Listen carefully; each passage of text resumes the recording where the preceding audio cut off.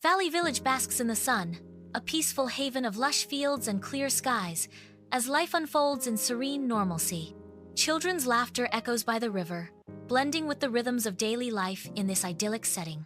Zara, Ali, and little Fatima, siblings bound by laughter, create ripples of joy as they splash water, unaware of the shadows looming.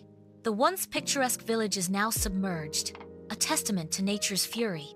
Zara, Ali, and Fatima cling desperately to a large tree, battling the relentless current that threatens to consume them. Zara shouts, "Hold on tight!" Rescue boats slice through the flooded village, battling the relentless currents as rescuers desperately search for survivors. Zara, Ali, and Fatima cling to a half-submerged tree, their eyes filled with a mix of hope and fear as the rescue boat approaches.